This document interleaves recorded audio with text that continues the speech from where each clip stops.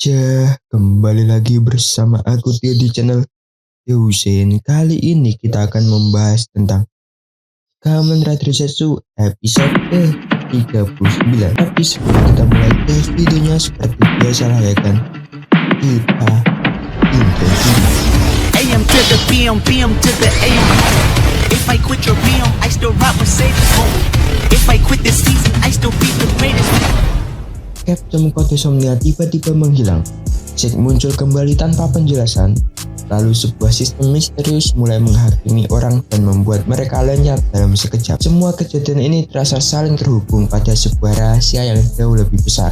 Jadi siapa dalang sebenarnya di balik semua kekacauan ini? Dan apa yang sedang dipersiapkan dari balik layar? Yang menarik, episode ini bukan cuma penuh aksi, tetapi juga dipenuhi petunjuk penting yang kemungkinan besar akan menjadi fondasi cerita Zetsu menuju arc akhirnya.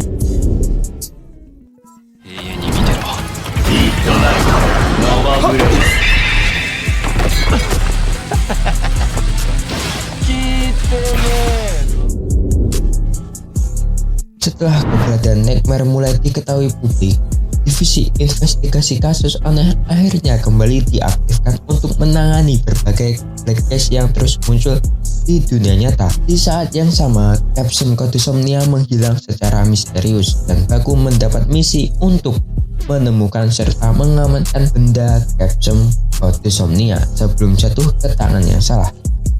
Sementara itu, kemunculan kembali Shake membuat situasi semakin rumit. Ditambah lagi munculnya saudara pencuri legendaris yang ternyata memiliki keterkaitan dengan kasus Nightmare terbaru. Meski kode sudah hancur, efek butterfly dari perubahan dunia yang mereka tinggalkan ternyata masih terus berkembang dan mengarah pada mimpi buruk yang jauh lebih besar.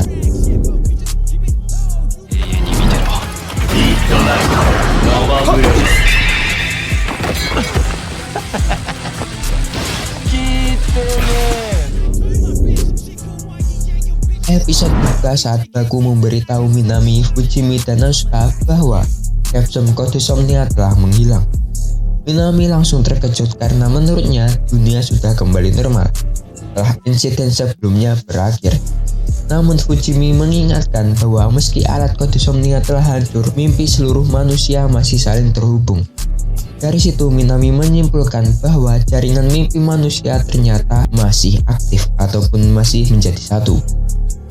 Sementara Asuka mulai khawatir karena ancaman Somnia mungkin belum benar-benar berakhir, dan Baku menjelaskan bahwa kondisi ini kemungkinan merupakan sisa pengaruh dari hilangnya Capsule Somnia. Fujimi pun menegaskan bahwa mereka harus menemukan Capsule itu secepat mungkin sebelum jatuh ke tangan yang salah dan kembali digunakan untuk memanipulasi manusia melalui mimpi. Alamat dari penjelasan itu, Zero menghubungi Baku dan menjelaskan bahwa hilangnya Capsule tampaknya tidak berkaitan dengan organisasi kode. Karena Capsule itu merupakan sumber utama kekuatan Somnia, Capsule harus segera diamankan. Zero lalu memberi misi kepada Baku untuk menemukan dan mengamankan senjata rahasia itu. Tapi seperti biasa, Baku tidak bisa bahasa Inggris. Jadi Zero itu memberi misi kepada Baku yaitu secure the secret weapon. Tapi Baku malah secret apa? Saat Baku kebingungan, Zero pun meminta maaf karena dia lupa kalau ini sudah di dunia nyata, dan Zero mengulang misi yang diberikan Baku, yaitu temukan dan mengamankan senjata rahasia atau secure the secret weapon. Di sisi lain, seorang mantan narapidana bernama Shirana Inosuke baru saja dibebaskan dari penjara dan disambut oleh adiknya yaitu Kinji. Namun alih-alih mengajak memulai hidup baru, Kinji justru ingin kembali melakukan pencurian. Inosuke menolak karena ingin bertobat dan menjalani hidup yang benar. Perdebatan mereka semakin memanas ketika Genji mengingatkan bahwa mereka adalah maling bersaudara legendaris yang masih memiliki mimpi besar menjadi pencuri terbesar sepanjang masa. Situasi berubah ketika tangan kanan Genji tiba-tiba berubah menjadi bagian tubuh Nightmare, yaitu jadi sebuah tembakan ya. Tapi bukannya takut, Genji justru merasa senang karena menganggap kekuatan itu bisa membantu mereka mewujudkan impian mereka. Inosuke yang tidak setuju akhirnya hanya bisa mengikuti adiknya yang lari. Sementara itu, divisi kasus aneh resmi diaktifkan kembali setelah muncul laporan black case yang baru. Fujimi dan Asuka segera diterjunkan untuk menyelidiki kasus pencurian mobil yang menyebabkan korbannya mengalami luka berat. Awalnya Fujimi mengira kasus ini hanyalah tindak kriminal biasa ataupun black case. Tetapi setelah ditemukan peluru aneh di lokasi rahasia, Fujimi langsung menduga bahwa Nightmare kembali terlibat. Di tempat lain, Inosuke memarahi Genji karena telah menembak korban. Menurutnya, mereka memang pencuri, tetapi selama ini tidak pernah melukai siapapun. Namun Genji tidak peduli dan terus mengikuti ambisinya. Tak lama kemudian, Genji kembali beraksi dan mencuri kendaraan lain. Pada saat yang sama, di dunia mimpi, Nemu menyadari bulan merah mulai berputar secara tidak normal. Nemu merasa seseorang kembali menggunakan kekuatan kode Somnia. Dan tiba-tiba Jack muncul di belakangnya dan mengajak Nemu menikmati mimpi buruk sekali lagi. Dan Asuka menghubungi Baku agar segera ke TKP untuk melihat apa yang terjadi. Ketika Baku tiba di lokasi Blackcase bersama Zero Raida, Fujimi dan Asuka menunjukkan bahwa kondisi Genji sangat mirip dengan kasus Minami sebelumnya. Dugaan mereka benar ketika Genji berubah menjadi bom Nightmare berwarna hijau nih dan menyerang tanpa rasa takut nih. Namun saat semakin kacau, sebuah portal misterius muncul. Suara misterius terdengar menyatakan bahwa Genji telah dinyatakan bersalah. Dalam sekejap, Genji langsung menghilang dari dunia nih. Asuka, Fujimi, dan Baku kaget dong apa yang terjadi, dan dua polisi NPC itu segera mengamankan korban. Tidak lama kemudian Nemu menghubungi Baku dari dunia mimpi tentunya ya, untuk memberitahu bahwa bulan merah semakin tidak normal. Namun sebelum ia sempat menjelaskan lebih jauh dan menjelaskan Shake merebut Zetsupon miliknya dan mengumumkan bahwa Panisio telah dimulai. Menurut Shake, siapapun yang melakukan kejahatan menggunakan kekuatan Nightmare akan langsung dieksekusi. Mendengar hal itu, Baku langsung menuduh Shake sebagai dalang di balik semua kejadian, termasuk pencurian Capsule kode Somnia. Shake sendiri mengaku menggunakan kekuatan tersebut untuk menciptakan mimpi buruk baru dan menantang Baku untuk menghentikannya. Setelah sampai ke kamarnya, dia langsung bergegas untuk tidur. Nah, saat Baku memasuki dunia mimpi untuk menemui Nemu, mereka membahas motif Shake, dan Baku semakin yakin bahwa Shake sengaja mencuri kekuatan kode Somnia demi terus menyiksa Nemu. Namun Nemu justru merasa ada yang janggal nih. Meski Shake memang kejam, Nemu tidak percaya Shake akan menggunakan kode Somnia dengan cara seperti ini. Bahkan Shake pernah andil membantu mengembalikan kekuatan Zetsu milik Baku sebelumnya. Ya, saat Shake menggunakan Blackcase agar Zero kembali ke dunia mimpi dengan cara pingsan ya. Setelah itu Inosuke ke supermarket dan membeli onigiri. Tempat saat mau bayar, uangnya berjajaran ya. Tapi saat keluar dari supermarket tersebut, dia sempat berhenti dan memakan onigirinya, lalu melanjutkan perjalanannya. Tetapi Fujimi dan Asuka menemui Inosuke untuk memberitahu bahwa Genji telah menghilang dari dunia ini akibat fenomena yang berkaitan dengan alam bawah sadar manusia, aka sudah meninggal ya. Namun Inosuke menolak bekerja sama dan memilih pergi nih. Dan di sini sempatlah ada kocak-kocaknya saat Inosuke onigirinya itu dimasukkan ke mulut Fujimi, dan Fujimi mau teriak ke Inosuke yang kabur ataupun pergi, itu menjadi tidak bisa ya. Di dunia mimpi, Shake sempat membaca pencurian yang dilakukan oleh kedua pencuri legendaris bersaudara itu di sebuah majalah ya. Saat Shake meninggalkan bukunya di kursi dan ingin menuju suatu tempat, Shake dihadang oleh Nox ya.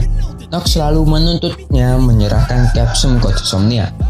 Shake jelas-jelas menolak ya, dan membuat mereka bertarung satu sama lain. Shake dengan panicannya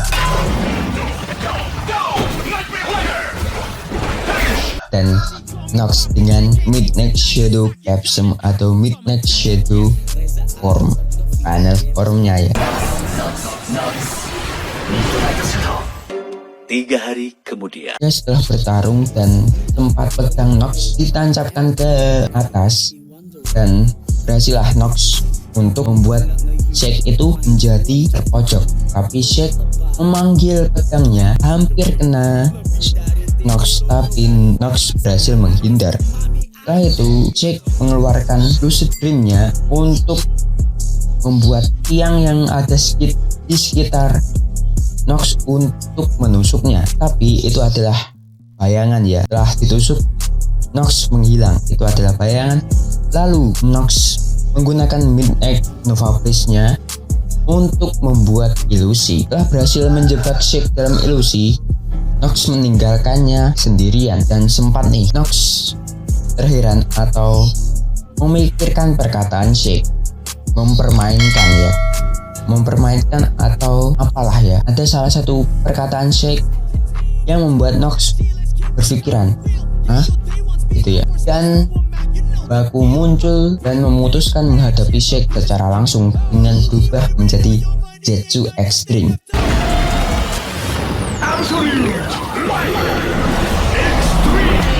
3 hari kemudian. Baku menyerang Shake habis-habisan sambil menegaskan bahwa selama Shake masih menyatu dengan Nightmare, Shake akan terus menjadi sumber mimpi buruk. Ya, sempatlah Baku mengulang kejadian saat Baku menonjok kepalanya Shake, ya Kaisernya lah ya. Kan itu ada pertarungan tuh saat Shake menggunakan pedangnya untuk menebas-nebas Baku, tapi dari jarak jauh ya, menggunakan kekuatan panicannya tentunya. Lalu Baku membuat kembali ke sebelum Baku menonjok Kaisernya atau kepalanya lah ya. Baku agak sedikit ramah lah di sini, dan pada akhirnya Baku menggunakan kembali kekuatan Ordom dan berhasil memisahkan Punisher Nightmare dari tubuh Shake. Setelah terpisah, Nightmare tersebut menolak kembali kepada Shake dan menyatakan bahwa ia kini akan menghukum para pendosa sesuai kehendaknya sendiri.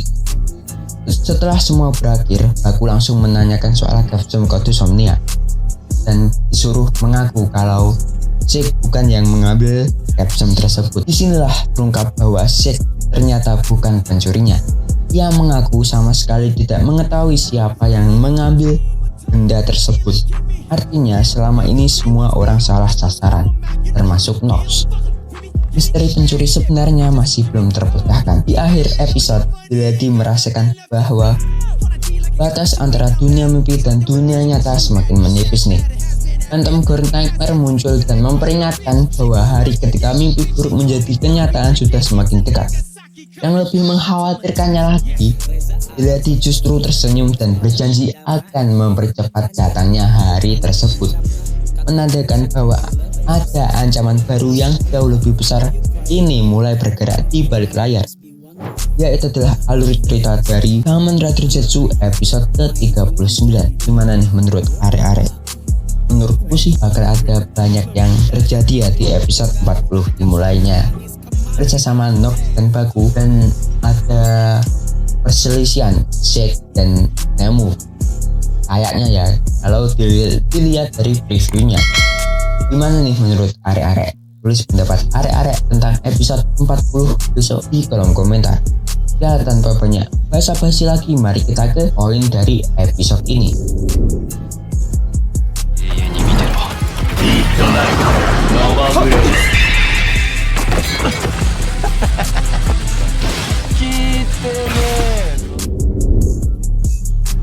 Hilangnya Capsule Code Somnia ternyata jauh lebih berbahaya dari yang terlihat.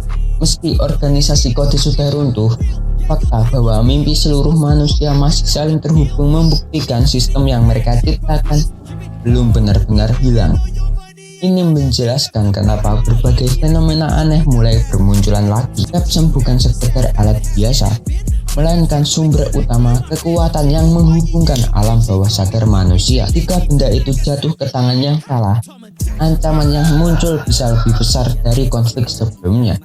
Episode ini memberi petunjuk bahwa perang melawan kode Somnia belum benar-benar berakhir nih. Menariknya, Zero langsung menegaskan bahwa kode kemungkinan tidak terlibat dalam pencurian Capsem itu.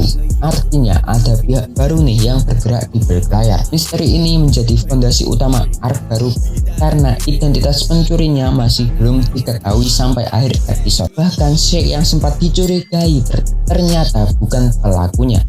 Kondisi ini membuat ancaman terasa lebih mengerikan karena musuh sebenarnya masih bersembunyi. Semakin lama Capsem kode Somnia menghilang, semakin besar kemungkinan kekuatan itu digunakan untuk tujuan yang lebih berbahaya.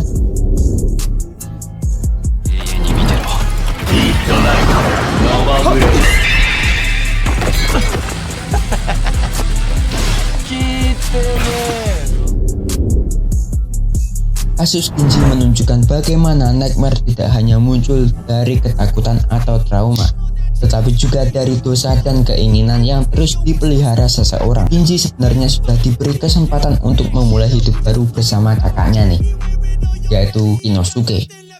Namun Ginji tetap terobsesi menjadi pencuri legendaris. Ambisi itu yang perlahan memperkuat pengaruh Nightmare dalam dirinya. Episode ini memperlihatkan bahwa seseorang bisa menjadi monster bukan karena dipaksa, melainkan karena terus membiarkan sisi gelapnya berkembang. Semakin kuat obsesi itu, semakin besar pula kekuatan Nightmare yang muncul. Terlihat dari Ginji yang awalnya hanya muncul di tangan kirinya, lalu berkembang ke tangan kanannya, lalu ke seluruh tubuhnya. Perubahan Ginji menjadi bom Nightmare hijau justru terasa berbeda dibanding kasus sebelumnya. Ia tidak terlihat takut ataupun kehilangan kendali. Justru Ginji menikmati kekuatan yang diperolehnya. Hal ini menunjukkan bahwa Nightmare kini berkembang dengan cara baru setelah hilangnya Capsem kode Somnia. Hubungan antara dosa manusia dan evolusi Nightmare tampaknya semakin kuat. Jika teori Shake benar, maka ancaman terbesar bukan lagi organisasi jahat, melainkan manusia yang membiarkan ambisi buruk mereka tumbuh tanpa batas.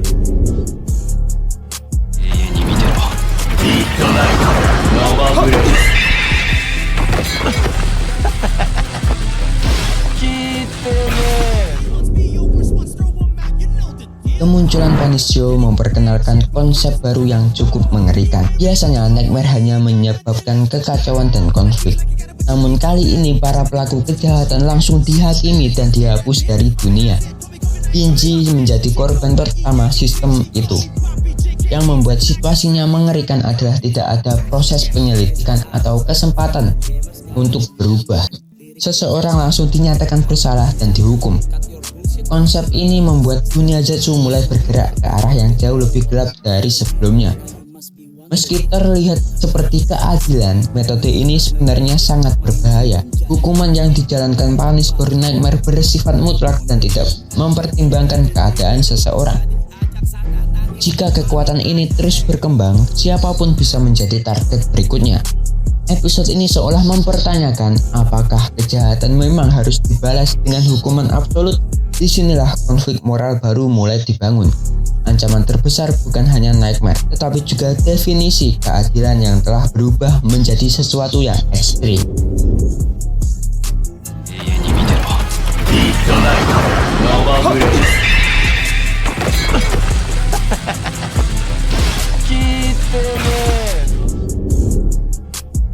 Sepanjang episode, kita diarahkan untuk percaya bahwa Shake adalah dalang di balik semua kekacauan ini. Ia muncul lagi, mengaku menciptakan mimpi buruk baru, dan bahkan terlihat menikmati situasi yang terjadi. Namun seiring cerita berjalan, semakin banyak petunjuk yang menunjukkan bahwa ada sesuatu yang tidak sesuai. Namun menjadi orang pertama yang meragukan tuduhan itu. Ia mengingat bahwa Shake pernah membantu memulihkan kekuatan Zetsu dan tidak selalu bertindak demi kehancuran semata. Hal ini membuat karakter Shake menjadi lebih kompleks. Puncaknya terjadi saat Baku berhasil memisahkan Shake dari Paniscore Nightmare. Setelah terpisah, terlihat jelas bahwa banyak perilaku ekstrim Shake mungkin dipengaruhi oleh Nightmare yang menyatu dengannya, yaitu Paniscore Nightmare. Bahkan setelah bebas, Shake mengaku tidak mencuri capsule kode Somnia. Pengakuan ini langsung mengubah arah misteri cerita. Sosok yang selama ini dianggap musuh utama ternyata bisa jadi hanyalah pion dalam rencana yang lebih besar. Episode ini berhasil mengubah pandangan kita terhadap karakter Shake secara signifikan.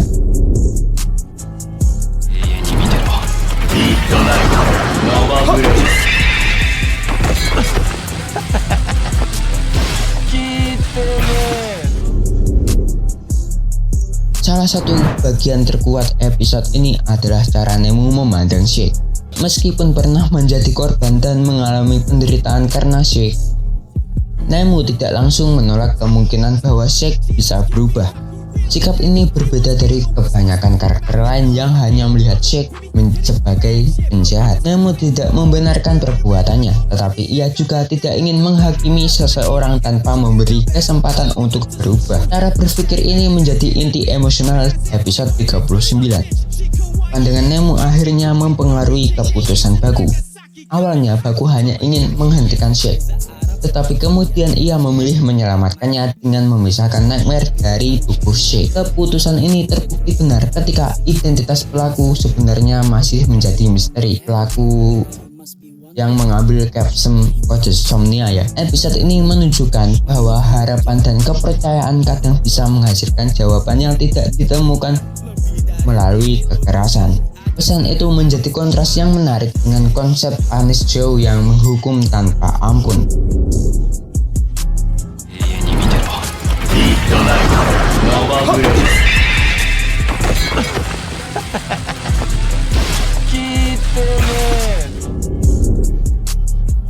Bagian akhir episode memberi petunjuk bahwa konflik sebenarnya baru saja dimulai.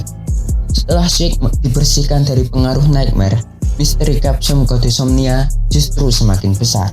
Tidak ada satupun karakter yang mengetahui siapa pencurinya. Situasi ini menunjukkan adanya pihak ketiga yang bergerak diam-diam di balik seluruh kejadian ini. Ancaman baru ini terasa lebih berbahaya karena identitas, tujuan, dan kekuatannya masih sepenuhnya tersembunyi. Kita hanya diberi sedikit petunjuk untuk membangun rasa penasaran. Terpisahnya Phantom Girl Nightmare dan reaksi The Lady semakin memperjelas bahwa dunia sedang menuju bencana yang lebih besar. Garis besar antara mimpi dan kenyataan mulai melemah. Jika batas itu benar-benar menghilang, mimpi buruk bisa langsung masuk ke dunia manusia tanpa hambatan. The Lady bahkan terlihat ingin mempercepat proses itu. Scene ending ini menjadi sinyal bahwa arc baru Zetsu akan berfokus pada runtuhnya batas dua dunia dan lahirnya ancaman yang belum pernah dihadapi sebelumnya. Episode 39 bukan sekedar episode lanjutan setelah kekalahan kode ataupun Lord 3. Episode ini menjadi awal dari konflik yang jauh lebih besar. Hilangnya capsule kode Somnia, munculnya Punish Joe, terungkapnya kebenaran tentang Shake, serta ancaman runtuhnya batas antara dunia mimpi dan dunia nyata menunjukkan bahwa Zetsu sedang memasuki fase baru yang jauh lebih berbahaya. Dan yang paling menarik, sampai sekarang kita masih belum tahu siapa pencuri capsule yang sebenarnya. Bisa jadi musuh terbesar dalam cerita ini bahkan belum benar-benar memperlihatkan dirinya yang asli. Ya, itu adalah kesimpulanku dari episode 39 Kamen Rider Zetsu. Gimana nih menurut arek-arek? Menurutku sih actingnya ini agak B aja, tapi udah di atasnya dikit biasa aja. Kenapa ku bilang begitu? Karena ada scene pertarungan Shake dengan Nox awalnya dan dilanjut di dunia ilusi yang diciptakan Nox, yaitu Zetsu Extreme dan Shake. Tapi yang menjadi kesimpulanku atau aku berpikir Lady adalah dalang dibalik hilangnya capsule, karena di ending Brady itu kayak memperlihatkan aura villainnya, yaitu tersenyum seperti tidak harapan lagi dan kayak putus asa di awal ending episode 39 ini, ya kan? Kalau menurut arek-arek gimana nih? Apakah dia yang mencuri capsule-nya atau ada teori lain nih dari arek-arek? Tulis pendapat arek-arek di kolom komentar. Ya, segitu dulu untuk video kali ini. Jangan lupa subscribe agar kalian tidak ketinggalan video terbaru dari channel ini. Like kalau kalian suka, dislike kalau kalian jelek, dan share video ini.